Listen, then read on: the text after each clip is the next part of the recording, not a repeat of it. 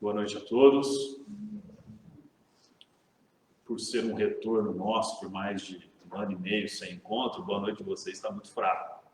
Nós precisamos melhorar isso. Boa noite. Eu vim tão animado para essa palestra, porque eu falei, vou encontrar realmente o pessoal agora cara a cara. A gente está acostumado a fazer aqui pela internet, né? E não é a mesma coisa. Quando a gente vê os olhinhos de vocês, ainda que a máscara tampando um pouquinho, mas dá para a gente interagir pelo olhar. Então, espero uma boa noite mais caloroso de todos vocês. Boa noite.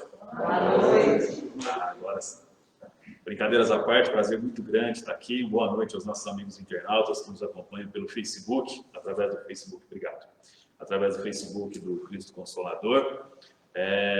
E como a gente disse, né, nós estamos brincando aqui, mas nós estamos retomando os nossos encontros semipresenciais, presenciais parcialmente, né, porque infelizmente nós não temos condições de receber todos na casa, algumas limitações de espaço, mas isso já é muito bom para nós, em razão da situação que nós vivíamos e vivenciamos, né, durante mais de um ano e meio, um ano e 9, um ano e 10, 4 meses, perdão. E hoje, coube a mim falar aqui com muita alegria sobre Allan Kardec, né, comemorando que nós estamos no mês de Kardec. Dia 3 de outubro de 1804 nasceu o codificador na condição, né, de espírito encarnado como Hipólito Leão Delisle Rival. Ficou por essa situação durante 52 anos e a partir dos 50 e poucos anos de idade teve os primeiros contatos com a doutrina espírita e durante 12 anos foi o nosso querido Allan Kardec. Agradecer o convite da casa, na pessoa do Nilson, que não está presente hoje, mas tenho certeza que está assistindo a gente aqui pelo Facebook. Ele sempre que me convida, eu venho com muito prazer a essa casa, sou muito bem recebido, faço com muito alegria. Para a gente falar sobre Allan Kardec, eu queria primeiro começar falando para vocês sobre um filme, não sei se todos tiveram a oportunidade de acompanhar, chamado Esticando a Festa. O filme chama Esticando a Festa, está disponível na plataforma de streaming Netflix, todos nós temos acesso. Quem não conhece, eu vou dar um pequeno spoiler do filme, mas mesmo assim vale a pena conferir. Nesse filme, Esticando a Festa, uma jovem, na flor da idade, como a gente diria, né, com todo o seu ímpeto, com toda a sua alegria, com toda a sua energia, com 20 e poucos anos de idade, sofre um acidente em seu banheiro e vem desencarnar. Ela desencarna e não está preparada para aquilo, como, aliás, não existe idade para a gente estar preparado para desencarnar, mas aqueles que são mais experientes, vamos dizer assim, que nós já esperamos que o desencarne ocorra de forma mais natural. Para os mais jovens, a ruptura da estada, na matéria da estada, na experiência corporal, ela é mais dramática, mais sofrida. E ela acorda no plano espiritual e se dá de cara com a sua anjo de guarda. Ela é uma senhora que é anjo de guarda dela, o anjo guardião dela, e ela explica para ela, fala, você veio para cá, você morreu, você desencarnou, mas você precisa voltar. E eu vou te dar a oportunidade para você voltar, porque tem 3 pessoas lá no plano material na Terra que você não deixou acertado a conta, não ficou no 0 a 0, não ficou quitado. Você deixou uma sobrinha lá de algumas coisas para você acertar. Uma pessoa é a amiga dela, a melhor amiga dela, a segunda pessoa é o pai dela e a terceira pessoa é a mãe dela. E aí eu não vou contar mais para não tirar o segredo do filme, mas é muito legal, vale a pena, meio que uma comédia romântica, vale a pena assistir, tá? Não tem nada de sobrenatural, né, no sentido, vamos dizer, horripilante do termo, pelo contrário, é um filme muito gostoso de assistir. E lá a gente se dá com um dos primeiros primados da doutrina espírita, que é o quê? A pluralidade de existências, que é a comunicação com os espíritos. Então esse filme, quando eu assisti, ainda que não foi criado sob a ótica da doutrina espírita, ainda que não foi criado, eu acredito, por um espírita, mas ele traduz muito bem o que nós, espíritos, estamos acostumados. E tudo isso só foi possível, a gente só entende isso dessa forma, porque um dia um senhor chamado Hipólito Leão Delisle Rival, e depois Allan Kardec, se deparou com um fenômeno de comunicação de mortos com vivos. Quando ele foi alertado que estava acontecendo isso, a primeira hipótese que ele levantou é fraude. E eu vou lá provar para eles que estão acreditando nisso, para aqueles que acreditam nisso, que isso nada mais é do que um engodo, é uma fraude, é um misticismo, é alguma coisa de um ilusionismo. E começou, a partir de então, frequentar as chamadas comunicações das mesas girantes, na segunda metade do século XIX, lá na França, e aquilo começou a cativá-lo, porque ele não conseguia provar nitidamente que ele estava diante de uma farsa. Pelo contrário, reforçava a tese que algo diferente do que até então eles conheciam existia naquela situação. E ele precisava, um homem que era um homem das letras, que era um homem da ciência, Para vocês terem uma ideia, com 15 anos de idade, ele era o submestre na escola. O que é um submestre? É um auxiliar do professor. Com 21 anos de idade, ele fundou em Paris uma escola pública. Ele fundou com 21 anos de idade. Aos 27 anos, ele casou. Aí atrapalhou tudo. Não, é brincadeira. Depois que ele casou, a Amélie Bodé começou a ajudá-lo cada vez mais, né? E ele cresceu cada vez mais com a ajuda dela nos estudos da doutrina espírita.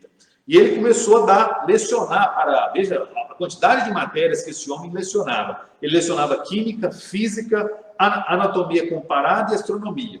Também, na condição de pedagogo, lecionou matemática, fisiologia, retórica e francês. Então, estava ali na frente daquelas pessoas um cientista, um homem da ciência, um homem que não se deixava levar por hipóteses, por situações, por coisas, vamos dizer assim, por conversa fiada, como a gente diz hoje. Não estava ali um Carlos de Mendes, uma pessoa pequena, no sentido científico do termo, uma pessoa que precisa crescer muito, mas já tinha ali um grande professor que tinha muito domínio de muitas artes, de muitas ciências, para aquela oportunidade da segunda metade do século XIX. E ele começou a utilizar toda essa bagagem que ele tinha intelectual para colocar isso a serviço da doutrina espírita, para ele poder crescer a respeito daí. Chico Xavier, através de Emmanuel, trouxe para nós na questão 271 do livro Consolador o seguinte: a humanidade da era cristã recebeu a revelação divina em 3 aspectos essenciais. Quais foram os 3 aspectos, sob o ponto de vista da revelação divina? Moisés trouxe para nós o quê? Trouxe a missão da justiça. Quando se fala em Moisés, é sinônimo de justiça. Por quê? Porque naquela concepção que se vivia naquela época, o que era meu já não era meu, o que era do outro já não era do outro. Então começou a misturar as coisas, e veio Moisés para, através dos 10 mandamentos, para dizer, a cada um aquilo que é seu. Não faça isso, não faça aquilo, não faça aquilo outro, não faça aquilo outro. Ele começou a organizar a bagunça, entre aspas, que existia naquela situação. Essa foi a primeira revelação divina. Deus começou a nos conduzir para o desenvolvimento a partir daí. A segunda revelação, qual que foi? O evangelho trazido por nosso Senhor Jesus Cristo. E ele trouxe a revelação insuperável do quê? Do amor. Moisés colocou a ordem na bagunça no sentido de dizer, tem regras. Jesus trouxe para nós para dizer o quê? Ainda que tenha regras, nós não podemos nos esquecer que a matéria é algo passageiro. Então, o amor é algo que está acima da matéria. E depois da terceira revelação, Emmanuel, através de Chico Xavier, na questão 271, explica para nós o quê? Que a terceira revelação é o Espiritismo. O Espiritismo trabalha o que conosco? A sublime tarefa da verdade. Não adianta a gente se enganar ou enganar o outro na vã ilusão de que nós estamos levando vantagem. A doutrina espírita explica para nós que tudo que nós aqui fazemos, um dia vai reverberar, um dia vai voltar, um dia vai refletir. E quanto mais coisas boas eu faço, mais coisas boas eu colho, mais coisas boas a gente tem de volta. E como é que isso foi explicado? Allan Kardec, já nesse trabalho científico de mostrar para nós o que é a verdade, de poder fechar essa tríade, justiça, amor e verdade, explicou para nós no livro O que é o Espiritismo, lá de 1850 e poucos. Ele disse o seguinte: o Espiritismo é ao mesmo tempo uma ciência de observação e uma doutrina filosófica. Ciência de observação e doutrina filosófica. Como ciência prática, consiste as relações que se pode estabelecer entre nós e os espíritos. Os espíritos aqui são aqueles que já partiram, no sentido que já partiram. Como filosofia, compreende todas as consequências morais que tais relações decorrem. Então é o seguinte, todas as vezes que você está relacionando com alguém, e todas as vezes que nós pensamos, nós estamos comunicando com o invisível, com os nossos irmãos espirituais, você está trocando, de certa forma, um fluxo de informações. E tudo aquilo que você fala, pensa ou faz, ele tem, sob o ponto de vista filosófico da coisa, uma consequência. Ele te traz algo consequente a partir daí. Daí porque Jesus já não tinha nos ensinado que a cada um segundo as suas obras. Eu não posso achar que o meu vizinho vai acertar lá em tratar bem a natureza e eu aqui do meu lado vou colher os frutos disso. Do mesmo modo, não posso imaginar que se o meu governante não dá o devido destino à merenda escolar, eu vou sofrer consequências disso. A lei de Deus, a lei da justiça divina, a justiça lá trazida no primeiro momento por Moisés, ela é perfeita. Ninguém sofre aquilo que não merece. Daí porque se neste momento você passa por uma situação difícil, provocada nessa atual existência.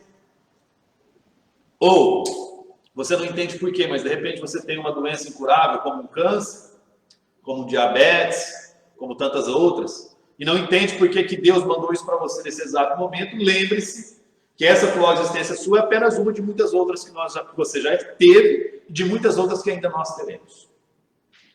Só assim você consegue entender o circuito, você consegue entender a rotina, o itinerário que Deus cria para nós. Porque se a gente for pensar e ficar fechado somente na atual existência, eu não consigo entender por que uma criança nasce sem uma mão e a outra nasce com as duas mãos. Eu não consigo entender por que uma criança nasce pensando e a outra não consegue articular o seu raciocínio, nasce de certa forma débil mental.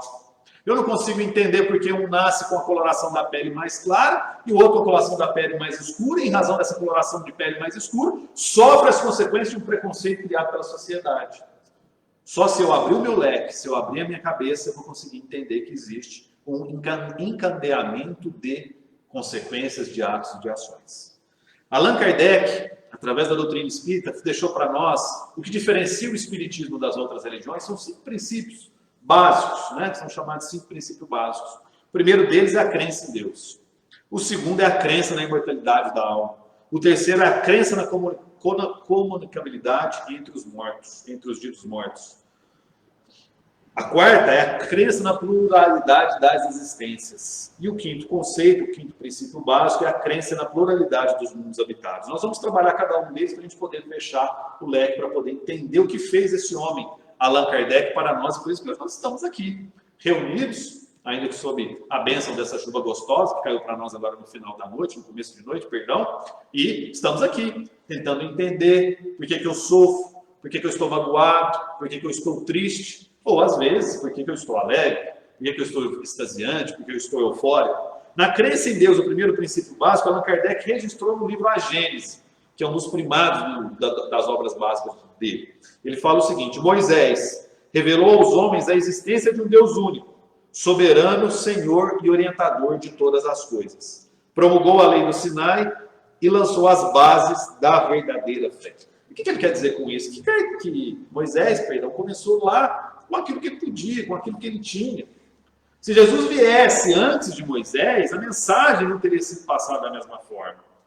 O contexto não teria sido o mesmo. O entendimento não seria o mesmo. Nós, até hoje, temos dificuldade para interpretar as passagens de Jesus. Imagina aquela época. Imagina a época de Moisés, onde a mulher não tinha voz na sociedade, onde as coisas materiais, os gozos materiais eram muito mais fortes do que são hoje, e hoje ainda assim são fortes. O mundo de expiação e prova, que já era o planeta Terra naquela época, estava no estágio entrando, começando o mundo de expiação e prova, e nós hoje estamos saindo e ainda temos dificuldade de fazer algumas interpretações em relação a algumas coisas. Às vezes a vaidade nossa é tão forte que eu não consigo nem diminuir o meu debate quando eu encontro alguém que pensa diferente de mim, em relação à política.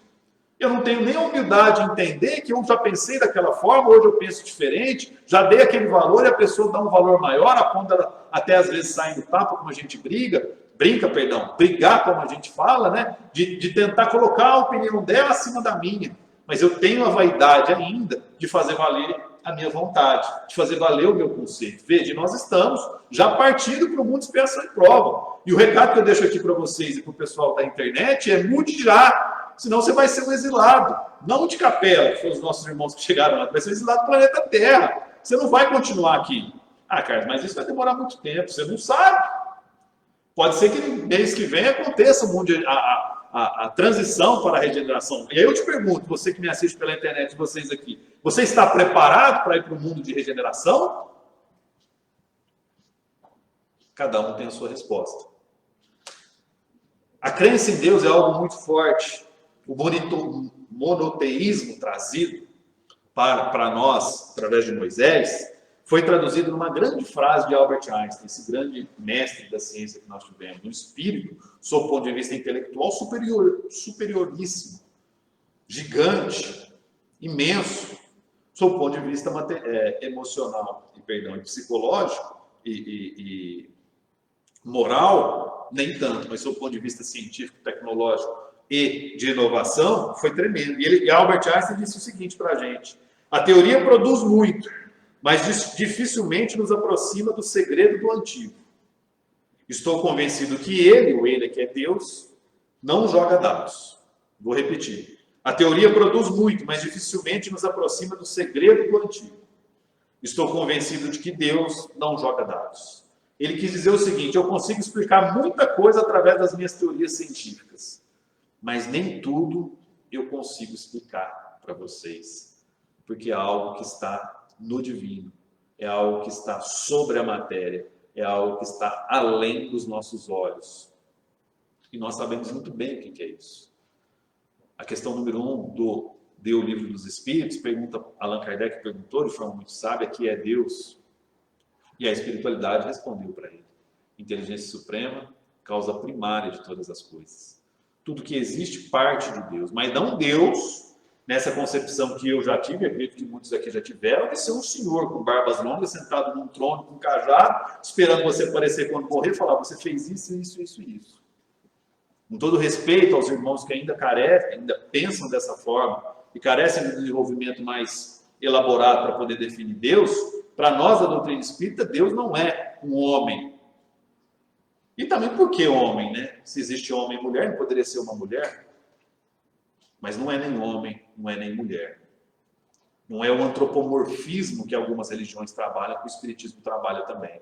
Para nós, Deus é algo que está acima da nossa concepção atual. Nós não temos nem palavra para poder definir, para falar isso, é aquilo, aquilo outro. Deus é a causa primária. E a gente fica às vezes se perguntando, né? Mas por que as coisas acontecem? Por que não acontece? Acaso para lá, um acaso para cá? Eu vou contar para vocês uma experiência que eu tive, porque eu sempre li essa frase, né? Aliás, essa frase, tal acaso não existe, está lá na Revista Espírita, né? Jornal de Estudo Psicológico de Allan Kardec, eu não lembro o ano, mas tem um senhor lá que estava se referindo numa comunicação dele, já enquanto espírita, ele soltou essa frase: o acaso não existe. Nós espíritas encampamos essa frase e sempre soltamos ela por aí, até achando que foi Allan Kardec que disse, mas não foi. E lá ele explica uma linha de raciocínio, mas comigo o acaso não existe quando? Eu estava em janeiro de 2020, antes da pandemia, a pandemia foi em março. Janeiro de 2020, no Congresso Espírita em Uberlândia, no 5º Congresso Espírita de Uberlândia, no 5º Céu, e estava colhendo áudio aqui, porque a gente ajuda o pessoal da Web Rádio Idefran, que é Web Rádio Espírita Idefran.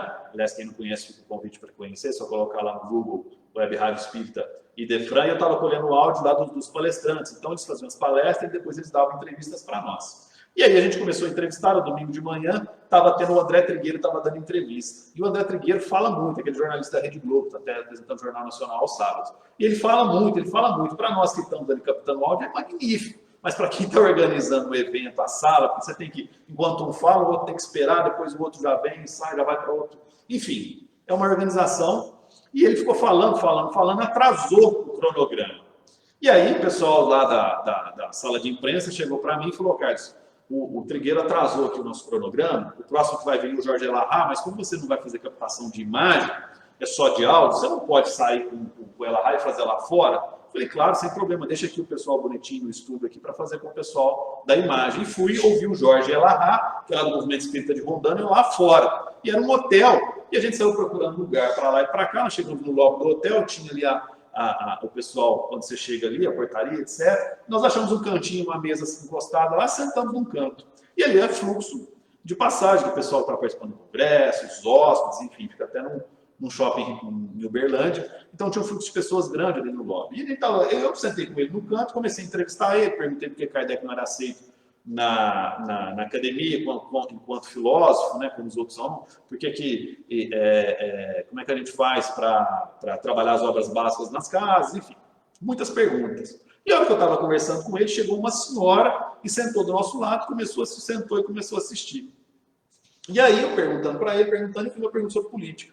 Falei: Elahá, nós estamos em 2020, esse ano é ano de eleição, como é que o espírita deve votar? O que ele deve procurar num candidato, né, para ele poder votar, para ele ter a confiança? E ele começou a falar sobre espiritismo e política. E essa senhora que tinha sentado lá, ao acaso, começou a assistir e começou a chorar. Nós olhamos para ela, não entendemos o que estava acontecendo. Depois fiz uma outra pergunta para ele, enfim, encerrou a nossa entrevista. E nós perguntamos para ela: por que a senhora está chorando? Ela falou: Eu estava lá na conferência principal, lá em cima no salão, e alguma coisa me dizia que eu tinha que sair de lá, tinha que sair, e saí para cá andando. Não sabia para onde que eu ia, nunca tinha vindo aqui. Cheguei, vi o Elahá aí, conheço o Elahá do Movimento Espírita, sentei aqui para ouvir o que o Elahá ia falar. E ele começou a falar sobre política, de forma muito bonita, coerente com a doutrina espírita. E eu, dentro de mim, tenho uma dúvida muito grande. Eu moro em determinada cidade aqui no interior de Minas, estou na dúvida se serei ou não serei candidata.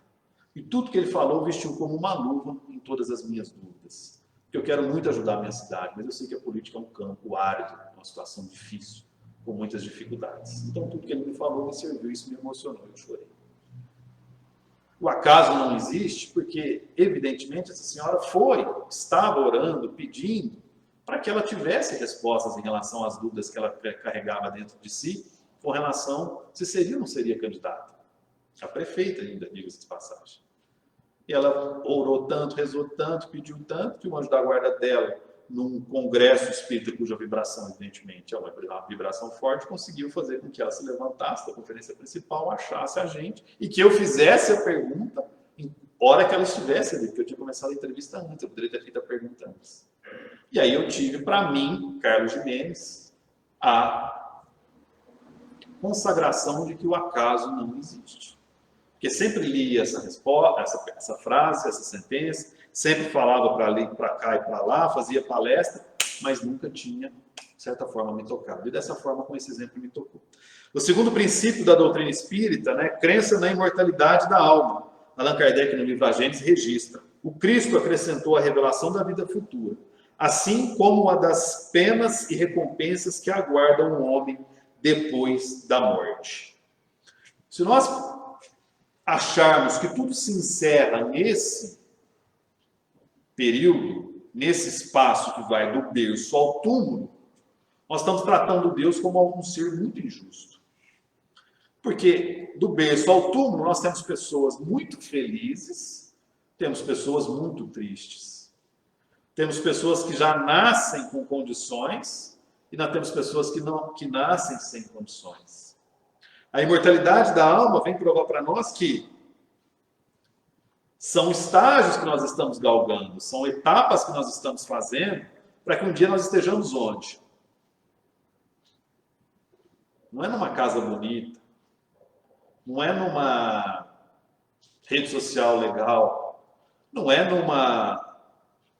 num campo florido, mas que nós estejamos mais próximos de Deus, para que nós estejamos mais puros no sentido espírita do termo, no sentido de que nós passamos por depurações nessa imortalidade da alma. Porque se nós imaginássemos que a alma não existisse, que não existe algo além do túmulo, eu falo para vocês, não haveria o porquê de eu respeitar o outro, não haveria o porquê de eu amar o outro, não haveria o porquê de eu tratar o outro como eu gostaria que fosse tratado. Porque se a hora é agora, o momento é agora, então vamos ser felizes sobre a ótica materialista somente agora.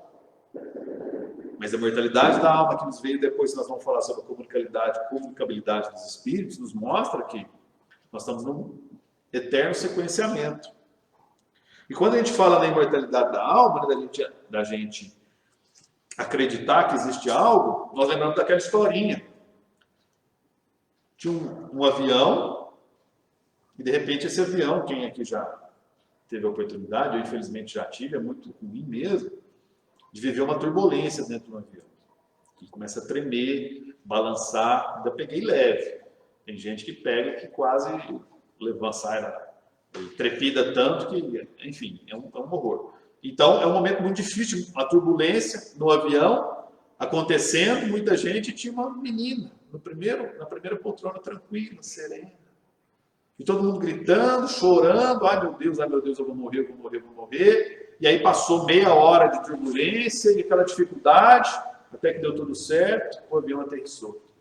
E aí, uma senhora vendo aquela criança, aparentando uma serenidade de alguém já mais experiente, perguntou para ela, mas minha filha, você foi a única que não chorou e que não gritou? Você não teve medo de morrer? Ela falou, eu não tive. Mas por quê? Porque meu pai era o piloto e eu confio nele. Se nós tivermos essa confiança na imortalidade da alma, todos os nossos problemas acabam. Porque a dor que você passa nesse momento, ela é temporária. A dificuldade que você passa nesse momento, ela é temporária. E se você não souber aprender e não souber trabalhar aquilo que você passa neste momento, você na próxima encarnação terá a mesma linha, terá a mesma tarefa, terá a mesma lição de casa. O terceiro princípio da doutrina espírita é a crença na comunicabilidade entre os mortos, ditos mortos com os vivos, né? A gente faz questão de falar ditos mortos porque não estão mortos, eles estão comunicando, estão vivos, né? Então, entre desencarnados e encarnados. Allan Kardec registra no livro A Gênese novamente. Longe de negar ou destruir o Evangelho, o Espiritismo vem, ao contrário, confirmar, explicar e desenvolver, pelas novas leis da natureza, que ele revela tudo quanto Cristo disse e fez. Como é que nós revelamos se realmente isso aconteceu ou não aconteceu? Se eu devo plantar o bem para colher o bem? Que não adianta eu ceifar minha vida, praticar um suicídio, agora achando que eu vou encerrar todos os meus problemas? É através da comunicabilidade dos nossos irmãos que já partiram. E nós temos aí vários relatos através da psicografia, né? E o Espiritismo é a religião que soube interpretar isso e sabe deixar muito claro o que é a comunicação dos desencarnados com encarnados. E todos os irmãos que já partiram sempre fazem o que para nós? As chamadas comunicações de espíritos superiores. Aproveitem a oportunidade da matéria que vocês estão tendo para que vocês, quando chegar aqui, não tenham que voltar, como o Lau disse lá no filme Esticando a Festa, para poder reparar algo que vocês deixarem aberto. Então, quando você tiver a oportunidade de perdoar alguém, perdoe agora, perdoe já. Quando você tiver a oportunidade de fazer a caridade, faça agora, não deixe para amanhã. Quando você tiver a oportunidade de se instruir intelectualmente, sob o ponto de vista da evolução espiritual, estudar o Evangelho de Jesus, estudar a doutrina espírita, faça agora, não deixe para amanhã. Quando você tiver a oportunidade de ajudar lá no Cristo Consolador, através das atividades beneficentes que a casa oferece, faça agora, não deixe para amanhã. Porque pode ser que essa noite você não retorne. Pode ser que amanhã você não abra os olhos do lado de cada matéria, do lado de cada plano físico, você já tenha partido.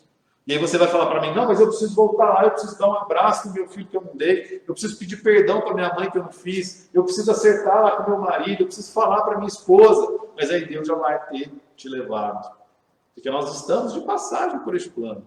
Existe o momento da chegada, existe o momento da partida. Que sobre nós, para nós que ficamos aqui no ponto de vista material, é dolorido, né? É chato, é difícil, é o luto, mas todos nós passaremos por isso.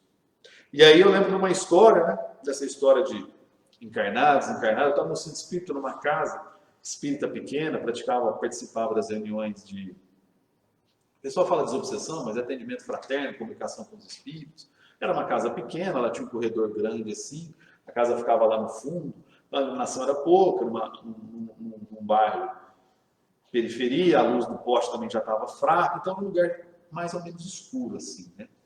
E aí como é que funcionava? A gente entrava, fazia o estudo, depois tinha que voltar lá no portão para fechar o portão. E aí começava a reunião prática mediúnica. E aí, terminada a primeira parte, os estudos teóricos, aí pediram para eu locar. Vai lá fora, fechar o portão para a gente, está começando, está na hora da reunião prática mediúnica, vamos fechar o portão.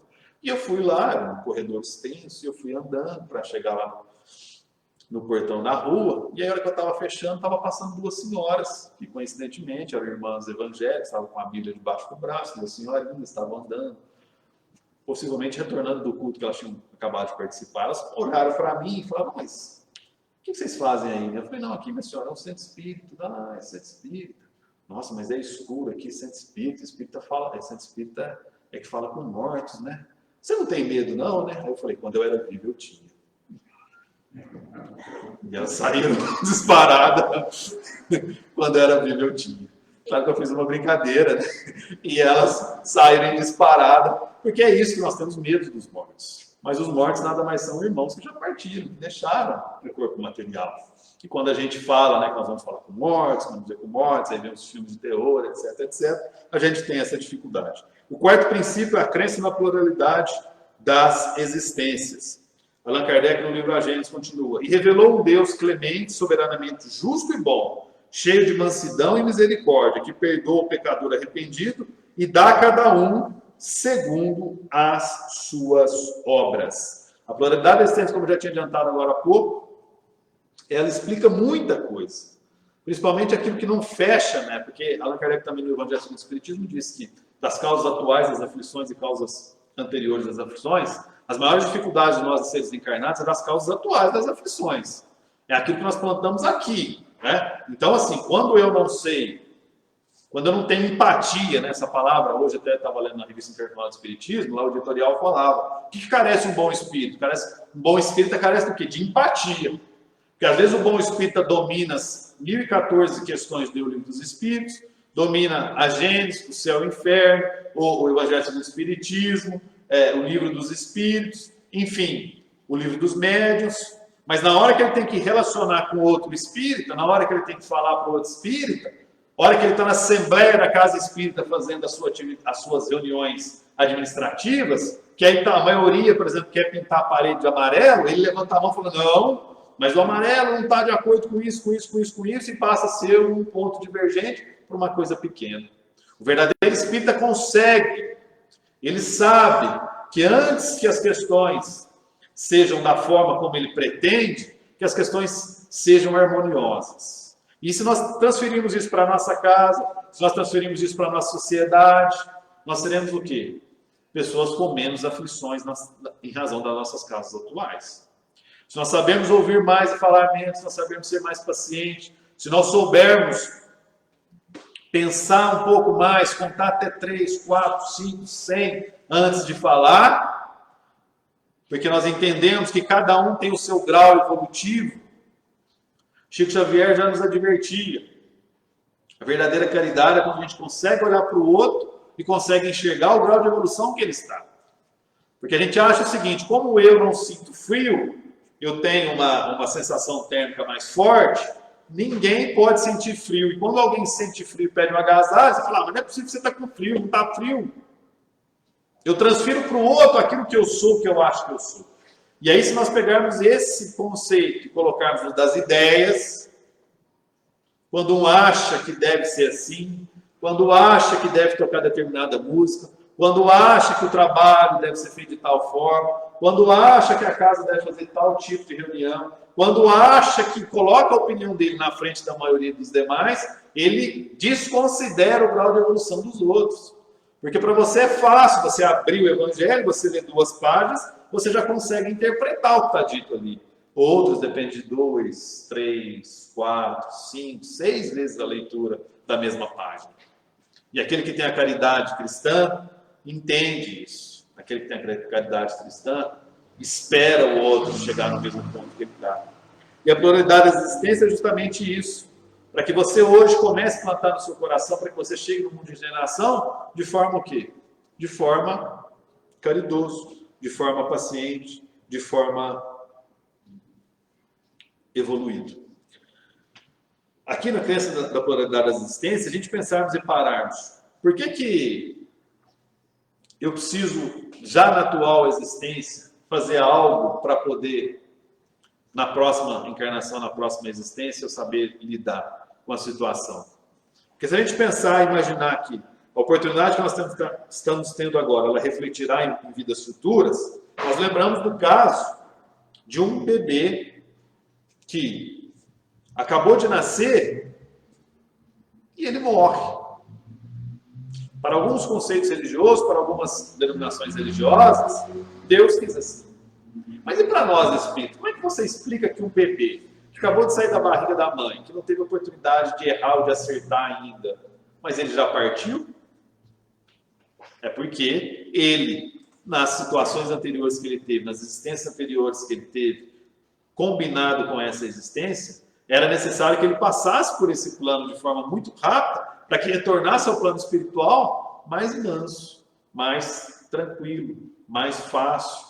E que ainda que tivesse uma breve curta aqui, ele sofresse o impacto da matéria, né, do laço fluídico, a ligação do espírito com a matéria, para ele sentir que é aqui que nós evoluímos.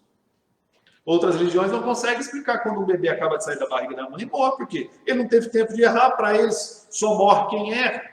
E para nós espíritas, não conseguimos explicar isso, que as existências anteriores dele levaram a que ele tivesse uma breve experiência corporal nessa, para que no plano espiritual ele tivesse um novo encaminhamento. E para fechar, o quinto princípio básico da doutrina espírita é o quê? É a crença na pluralidade dos mundos habitados. Todos nós imaginamos que somente nós estamos aqui, né? A gente acha que a gente sempre é a última bolacha do pacote, né? A gente acha que só o planeta Terra é onde existem espíritos. E o planeta Terra é o único. Pela lei das probabilidades, em razão das galáxias que existem, nós estamos numa galáxia que é a Via Láctea, mas imagina quantas outras que existem. Existe um infinito no universo. Quantos planetas, sistemas, galáxias existem para que lá os nossos irmãos mais evoluídos ou menos evoluídos, né, como nós tivemos no mundo primitivo, eles possam o quê? Desempenhar o seu papel. Porque a gente acha também que Deus só olha para o planeta Terra. Nós somos aqui encarnados, Deus criou só o planeta Terra, só existe Jesus como governador de um planeta, e a gente sabe que não é assim que funciona.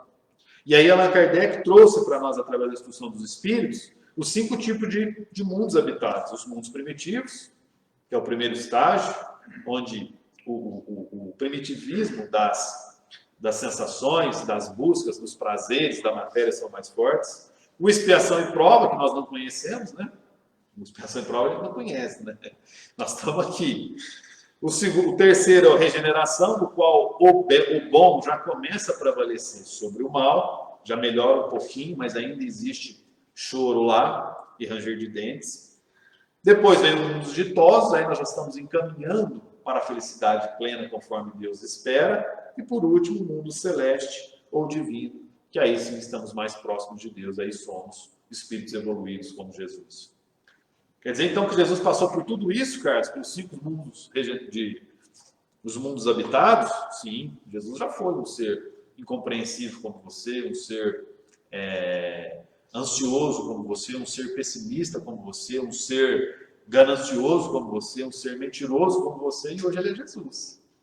Mas ele cumpriu as etapas dele. Então, nós seremos Jesus? Seremos Jesus. Quanto tempo vai demorar? Você que me assiste aqui pela internet, no Facebook, eu não sei. Mas eu, Carlos Gimenez, demorarei alguns bilhões, trilhões de anos-luz para chegar até lá. Porque eu sou muito imperfeito. Eu coloco a matéria acima do espírito. Eu coloco os prazeres mundanos acima do espírito. Eu coloco as minhas vontades acima das vontades que o nosso Senhor Jesus Cristo explicou para nós, que são interessantes. E como é que a gente faz para chegar lá? A gente fica procurando a felicidade, a forma como agir, nas coisas materiais. Quanto tempo tem? São 15 para as 9. Tem mais 5. Nós ficamos buscando as coisas materiais, a nossa felicidade, o nosso jeito de ser. E aí tem a história do Ítalo Calvino, que é a camisa do homem feliz. Certa vez um rei tinha um filho, e esse filho transbordava infelicidade, tristeza, angústia. E o rei, preocupado com o filho, queria deixar esse filho feliz. Meu filho, mas você tem que ser feliz. E nada tirava o menino da infelicidade.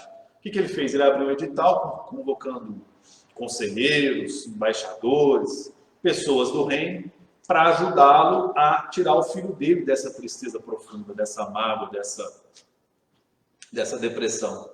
E aí chegaram as mentes mais brilhantes do reino para poder ajudar. O caso foi exposto, todos eles reuniram-se e pensaram, eles falaram, já sei, o que ele precisa é uma camisa usar a mesma camisa que um homem feliz já usou. E a partir de então, o rei falou, tudo bem, então vocês vão atrás dessa pessoa, vocês têm condições, localizem ele e tragam a camisa dele aqui para mim, para a gente poder colocar no meu filho e meu filho ser uma pessoa feliz.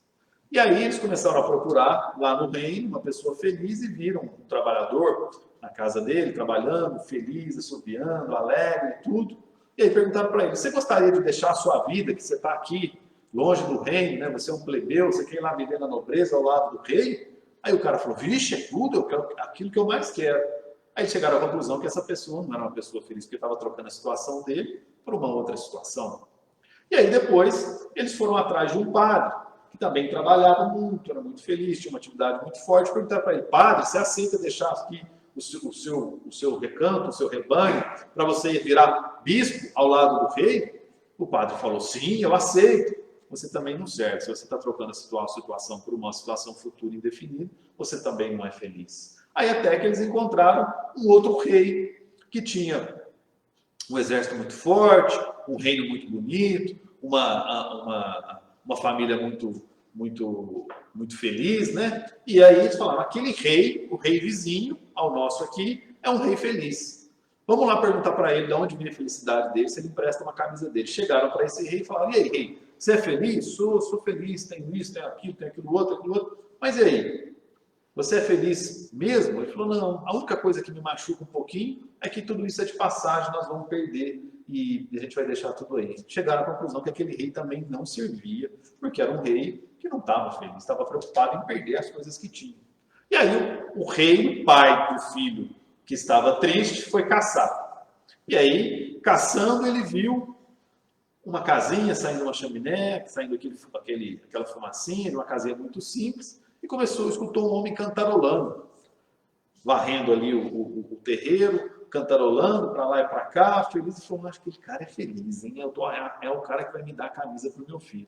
Chegando lá, perguntando para esse senhor, falou, o senhor é feliz? Ele falou, eu sou, moro aqui sozinho, tenho aqui meus animais, meu rebanho, minha casinha, moro sozinho e tal. Ele falou, nossa, você trocaria tudo isso aqui para ir morar lá comigo no reino? Ele falou, não, jamais, aqui que é minha felicidade, o que eu vou fazer lá? Eu sou feliz aqui no meio dos meus animais. Aí o rei falou, achei o homem feliz. Venha cá, eu preciso que você me faça um favor. Ele falou, pois não. Abra sua túnica, o seu turbante aqui, a sua capa, né? Não sei como é que chama aquilo. Abra aqui que eu preciso da sua camisa. A hora que ele abre aqui, que ele tira, era uma pessoa que não usava camisa. Então, não é a camisa que a pessoa usava que deixava alguém feliz ou alguém infeliz. Mas era o estado do espírito. Era isso que o rei passou a compreender a partir de então. Que não adianta buscar nas coisas materiais, uma forma de vestir, uma forma de usar, uma forma de fazer, aquilo que deixa a gente mais ou menos feliz. E a doutrina espírita, através de Allan Kardec, esse codificador da doutrina espírita, explica isso tudo para nós, através desses 5 conceitos básicos. Mas a gente, por mais que a gente saiba tudo isso, que a gente aprenda tudo isso, se eu não colocar em prática tudo isso, eu não estou aproveitando a minha oportunidade. Porque, segundo dizem, existem 3 ou 4 vezes o mesmo número de espíritos que nós estamos habitados no planeta Terra encarnados. Se nós somos aí em torno de 7 bilhões, tem 28, de 21 a 28 bilhões esperando a oportunidade para estar encarnado aqui. Então, todas as vezes que você reclamar da sua vida, reclamar da sua experiência, reclamar da sua oportunidade, lembre-se que você foi abençoado, você já esteve nessa fila e hoje você galga as suas oportunidades. Que o nosso Senhor Jesus nos abençoe e nos ampare, hoje e sempre.